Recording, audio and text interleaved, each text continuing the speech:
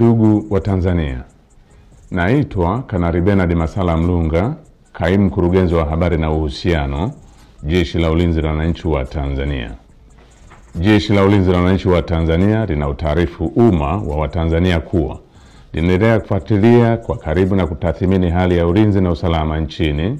katika kipindi hiki cha kuelekea uchaguzi mkuu unaotarajia kufanyika tarehe 28 na tarehe 29 mwezi Oktoba mwaka 2025 kama ilivyotangazwa na Tume Huru ya Uchaguzi nchini na Tume ya Uchaguzi Zanzibar. Kwa ujumla, Jeshi la Ulinzi la Wananchi wa Tanzania linaridhishwa na hali ya usalama iliyopo nchini katika kipindi hiki ambacho vyama vya siasa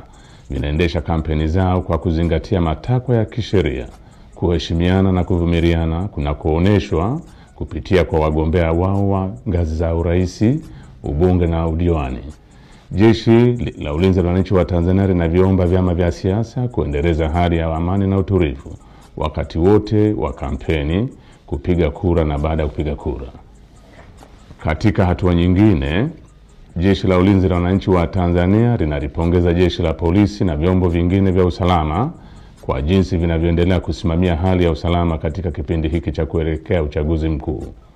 Aidha, jeshi linawapongeza wananchi kwa kuendelea kutumia haki yao ya msingi ya kushiriki kwa amani na utulivu katika kusikiliza sera za vyama mbalimbali kupitia mikutano ya hadhara inayoendelea kufanywa na vyama vinavyoshiriki uchaguzi mkuu kwa ngazi mbalimbali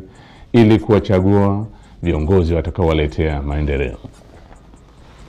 Pamoja na hali ya amani na utulivu iliyopo, bado kumeendelea kujitokeza baadhi ya watu wanaojiita wanaharakati kutoka ndani na nje ya nchi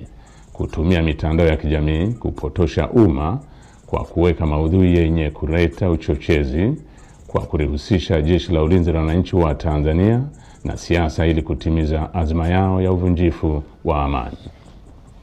Jeshi la Ulinzi la Wananchi wa Tanzania linaomba umma wa Tanzania kupuuza machapisho au taarifa ambazo zimekuwa zikionekana kwenye mitandao ya kijamii. Wananchi wanakumbushwa kuwa taarifa zote zinazorihusu Jeshi la Ulinzi la Wananchi wa Tanzania